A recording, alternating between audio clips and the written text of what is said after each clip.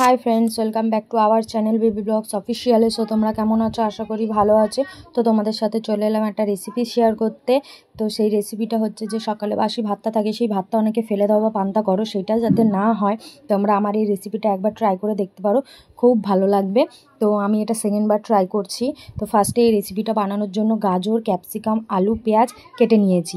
তারপরে কড়ায় দুটো ডিম ফাটিয়ে ভালো করে ভেজে নেবো, হালকা নুন টুন দিয়ে ভালো করে ভেজে নেবো। তোমরা ডিমটা ইউজ করতেও পারো, নাও দিতে পারো, সেটা তোমাদের ব্যাপার। কিন্তু আমার ডিম দিয়ে খেতে ভালো লাগে, তাই আমি ডিমটা দিয়েছি। আর দেখো এখানটায় কড়াই তেল দিয়ে দেবো, শুকনো কড়াই তেল দিয়ে তেলের মধ্যে ফার্স্টে একটুকুনি ঘি দেবো।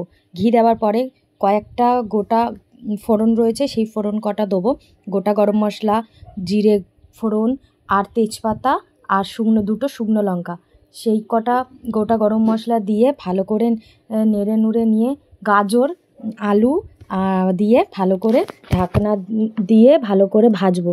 ভেজে নিয়ে তারপরে সেই কড়ার মধ্যে যে ক্যাপসিকামটা কেটে রেখেছিলাম সেই ক্যাপসিকামটা দেবো। ক্যাপসিকামটা দেওয়ার পর সেটাকেও ভালো করে একটুখানি নেড়ে নেবো। নেড়ে নেওয়ার পর 2 মিনিট চাপা দিয়ে রেখে দেবো।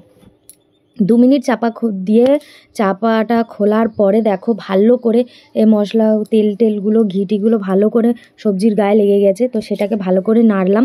নেড়ে নেওয়ার পর এতে একটুখানি নুন দেবো। আমার স্বাদ অনুযায়ী আমি নুনটা দিয়ে দিলাম। তোমরা তোমাদের স্বাদ অনুযায়ী নুনটা দেবে, যাতে বেশি না হয়। বেশি হলে কিন্তু খেতে ভালো লাগবে না, নুন হয়ে যাবে। তো সেই অনুযায়ী সব সময় দেখবে অল্প করে, যে কোনো জিনিসে অল্প পরিমাণে একটুখানি নুন দিলে ভালো হয়। তারপরে তুমি ট্রাই করে নিতেই পারবে, নুনটা কোনো অসুবিধা হবে না। তো তারপরে ঢাকনা খোলার পরে দেখো আমি একটুখানি চিনি দিয়ে দিলাম। হালকা চিনিটা তোমরা দিতে পারো, নাও দিতে পারো, কিন্তু একটু মিষ্টি মিষ্টি হলে ভালো লাগবে। তো চিনিটা দেওয়ার পরে সবজির মধ্যে একটুখানি হলুদ দিয়ে দিলাম। হলুদটা আমার খুব ভালো লাগে, কেননা আমি ওই সাদা সাদা তরকারি বলো ভাজা বলো খেতে পারি না, আমার ঠিক ভালো লাগে না, যার জন্য হলুদটা দিলে একটু কালারফুল হয়।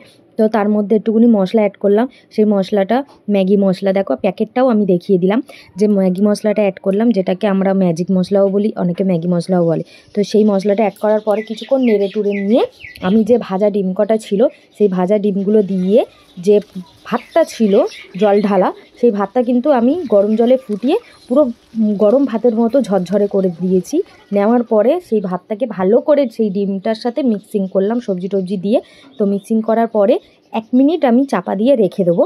1 মিনিট চাপা দিয়ে রাখার কারণ হচ্ছে, কারণ ওটা ভালো করে একটুখানি দুটো একসাথে মিক্সিং হবে, যে ভাতটা সবজিটা ভালো করে মিক্সিং হবে, যার জন্য আমি 2 মিনিট চাপা দিয়ে দিয়েছিলাম। তো তোমাদের যদি ভালো লেগে থাকে তো like, comment, share and subscribe করে দিও।